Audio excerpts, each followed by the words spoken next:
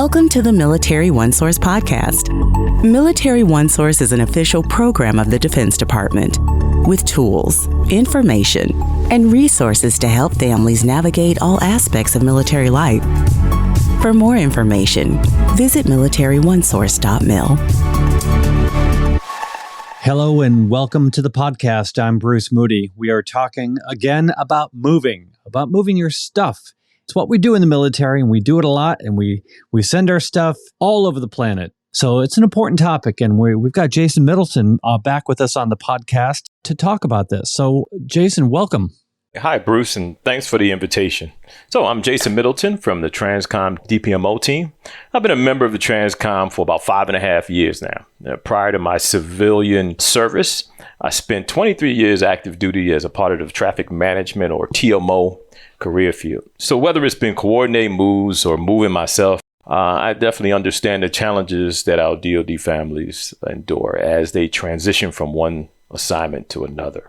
I'm currently sitting in beautiful Simbach, Germany, serving as the chief of the DPMO UCOM team. And essentially, we are the Transcom point of contact for any personal property issue within Europe, Africa, and the Middle East.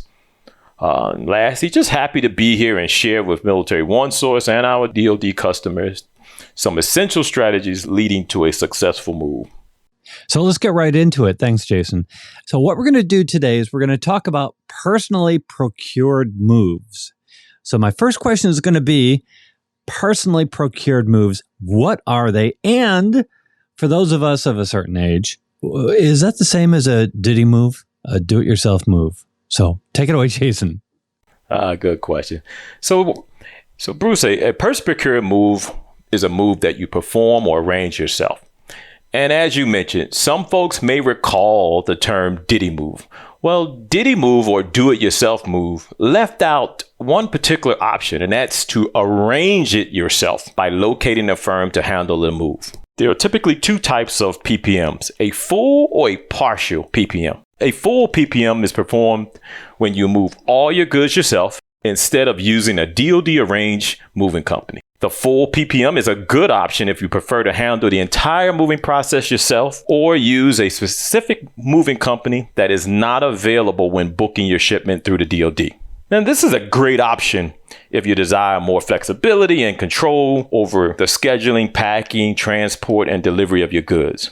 Also, if you suspect that you will exceed your weight allowance, performing a PPM will help reduce the worry of receiving a notification of excess costs. In some instances, you may be able to retain the incentive given to you, but not spent on moving expenses, thus resulting in a profit, minus taxes, of course. So now a partial PPM is when you only move some of your goods yourself, while the remaining is moved using a DoD TSP or a moving company. So this is also a great option if you have high value or sentimental items that you want to ensure don't get damaged or lost. You may also perform a partial PPM to ensure items like clothes and medicine and toiletries and cleaning supplies are expedited to your destination.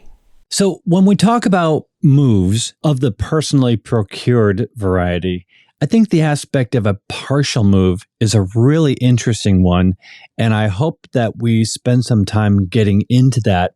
I'm probably going to throw a lot of hypotheticals your way as we go about exploring what that means, because there's a lot of really interesting options that are available to families. So let's just start right away with talking about the various ways that you transport your goods. What are the options? The various ways that you can transport your goods when you're conducting a personally procured move. Well, Bruce, you can conduct a PPM in a variety of ways. For example, renting a portable moving and storage containers. Now, this is a great option. There are numerous firms out there that will drop off a pod or a storage container at your residence, allow you to pack it and load it at your leisure, and then they will handle the pickup and transport to the location you desire. Now, also, you can just rent a truck or a trailer, and we're all familiar with U-Haul or Penske rental truck options. You can also use your own vehicle or trailer. And then now this is a great option if you have very little to move. You can also hire a commercial moving firm yourself, full service. Great option, right? You can just sit back and allow them to do all the work. And lastly, you can ship using a small package carrier such as the United States Postal Service, FedEx, or UPS. That's a huge variety right there. So you seem to cover a lot of ground. So let me throw one of these hypotheticals your way. Because you mentioned that if I'm the service member and I'm moving and I'm doing a personally procured move, and I decided that I want to take my vehicle or trailer and bring something of value to me that I can be reimbursed. So let's say I have something that I want to move, but my vehicle isn't big enough. But my cousin has a pickup truck and I want to put this thing that I want to personally move in my cousin's pickup truck. Is it possible for that individual to get reimbursed, for that to be an acceptable mode of transportation? Absolutely. I think the key there is that the reimbursement or the incentive would still go to you. So you would use your buddy's vehicle and we'll still have to follow all of the normal rules when it comes down to the PPM process itself.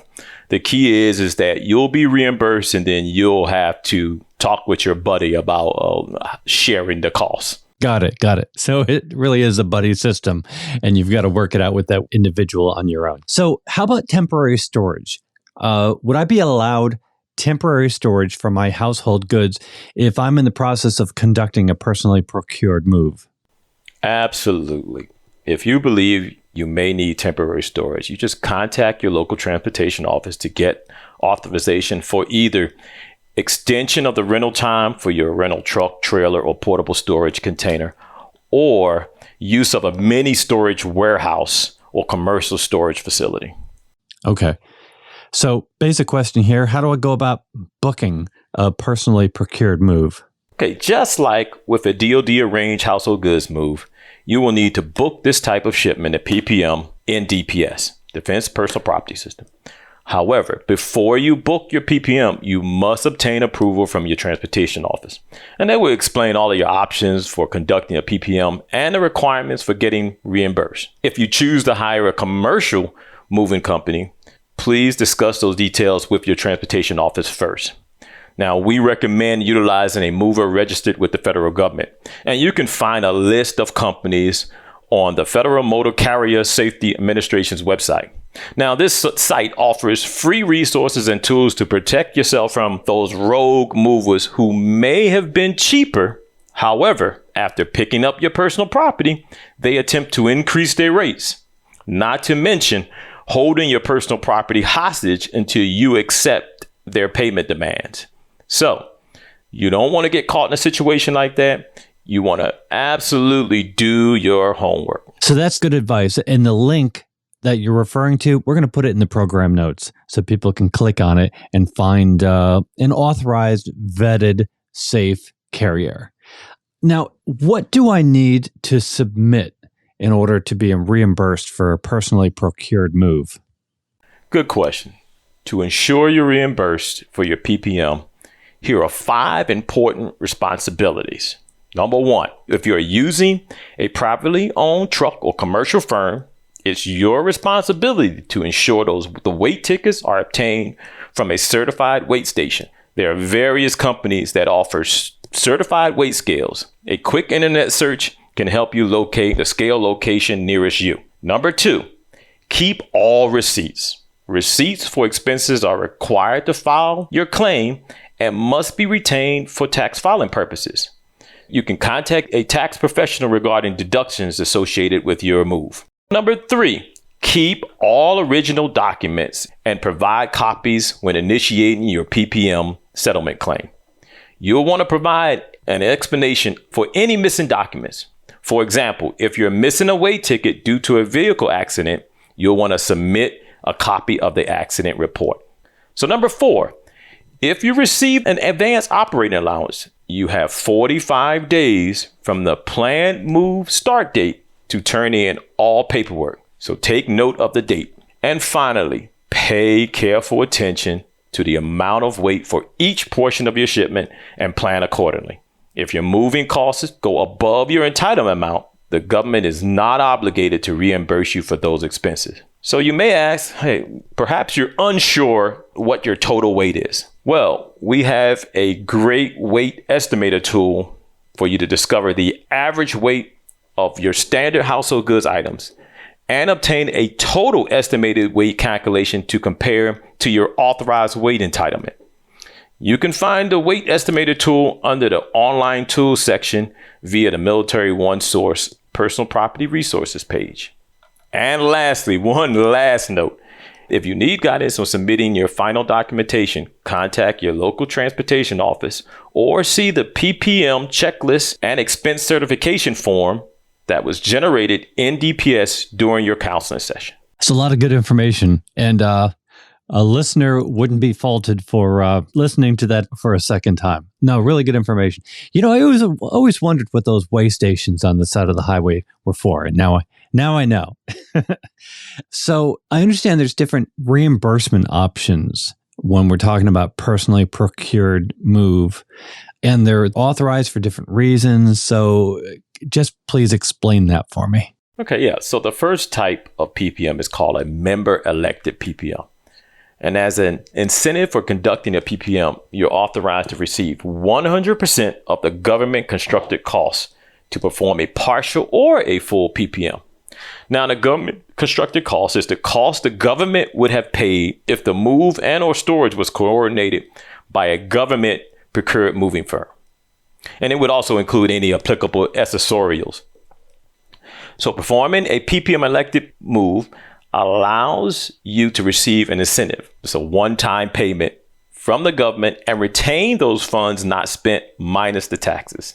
The incentive is based on your actual household goods transported and supported with weight tickets not to exceed your authorized weight allowance. And during your counseling section, your local transportation office will provide you with an estimate of your incentive.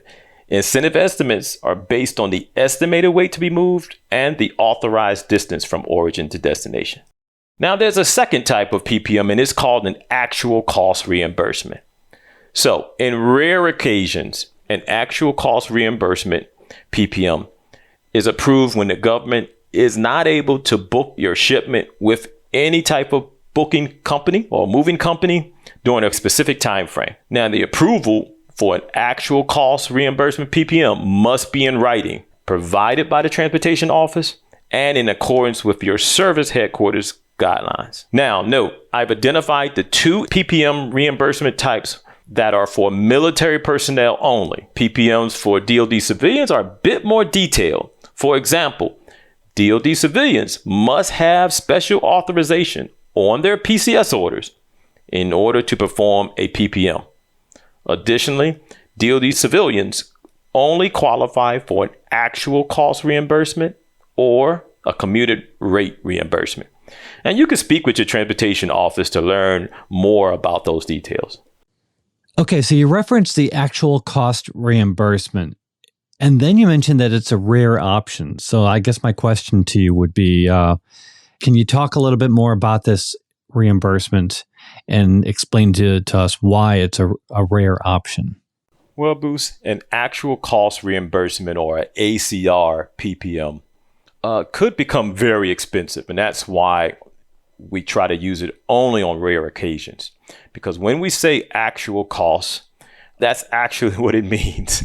For example, if we have a customer where they're approved for an actual cost reimbursement, so they could in turn go to a transportation service provider, and if the transportation service provider quotes them a $30,000 move for a move that's say within 100 miles, the government will reimburse the customer for that $30,000 move. So that being said, it's just important, being good stewards of taxpayer dollars, that we make absolutely sure that we cannot utilize the other option, which is the member elected PPM. Yeah, and we are learning a lot today. Thanks a lot, Jason. We've covered a lot of ground today. Are there any general tips that you would give to someone regarding a successful personally procured move?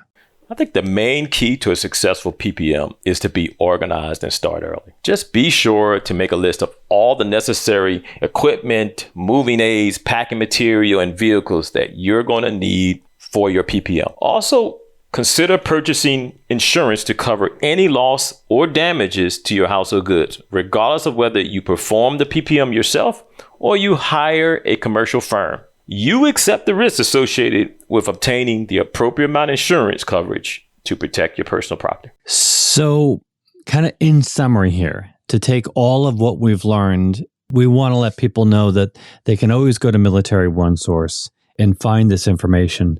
So Jason, there's two items. There's a fact sheet, and then there's a link. We're going to put them in the program notes. Can you talk to these? Tell us what we would expect once we open up this fact sheet in this page. When we're getting ready to learn about how to execute our own move, what can we find in these two resources? Bruce, the fact sheet on the Moving Your Personal Property landing page, located on the Military OneSource page, will provide you with a little bit more in-depth information on conducting a PPM. You'll also see some additional information I didn't discuss today, such as compensation for special items and services. And always, if you have any questions, your transportation office can always provide you with additional guidance. Excellent. Thank you so much for joining us today, Jason. Thanks, Bruce. Glad to be here. Jason Middleton is Chief of the Personal Property Office Europe, and he joins us from sunny Germany. Glad to have him with us again on the podcast to talk about moving of our personal property. I want to remind you that Military OneSource is an official resource of the Defense Department. We provide all kinds of resources to help you navigate military life. So please go ahead and subscribe to this podcast. We cover a lot of different topics. So we are glad to have you along. Thanks for joining us. I'm Bruce Moody. Have a great day. Bye-bye.